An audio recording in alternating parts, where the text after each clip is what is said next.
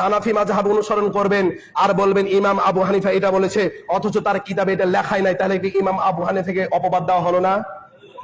ইমাম আবু হানিফাকে আমিও যতটুকু ভালোবাসি, আমার বিশ্বাস আপনি ততটুকু ভালোবাসতে পারেননি। কারণ ইমাম আবু হানিফাকে আমি অনুসরণ করি, ইমাম শাফিকে আমি অনুসরণ করি, ইমাম হাম্বলিকে আমি অনুসরণ করি। এই প্রতিটা ইমাম সাহেবের সত্য কথাগুলো আমার প্রাণে আমি মেনে নিই। প্রতিটা মুসলিমের কর্তব্য হচ্ছে প্রতিটা ইমাম সাহেবের সত্য কথাগুলো মনে প্রাণে মেনে নেওয়া। যেগুলো বাতিল সেগুলো ডাস্টবিনে নিক্ষেপ করে দিতে হবে।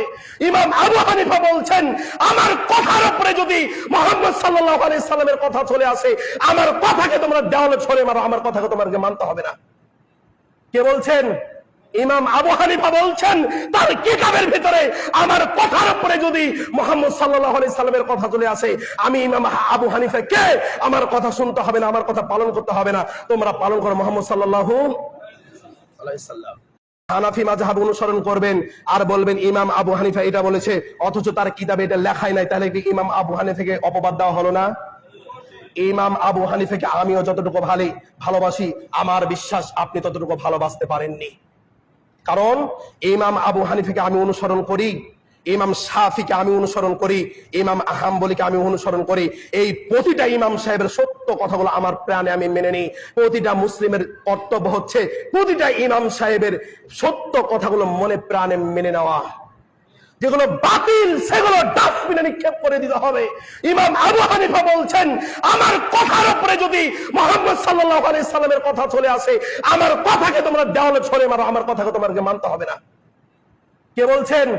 ইমাম আবু হানিফা বলছেন, তার কিতাবের ভিতরে আমার কথার উপরে যদি মুহাম্মদ সাল্লাল্লাহু আলাইহি সাল্লামের কথা চলে আসে, আমি ইমাম আবু হানিফা কে আমার কথা শুনতে হবে না, আমার কথা পালন করতে হবে না, তোমরা পালন করো মুহাম্মদ সাল্লাল্লাহু আলাইহি সাল্লাম। হানাফি মাযহাব অনুসরণ করবেন আর বলবেন ইমাম আবু হানিফা এটা বলেছে, অথচ তার কিতাবে এটা লেখাই নাই, তাহলে কি ইমাম আবু হানিফাকে অপবাদ দেওয়া হলো না? ইমাম আবু হানিফাকে আমিও যতটুকু ভালোবাসি, আমার বিশ্বাস আপনি ততটুকু ভালোবাসতে পারেননি।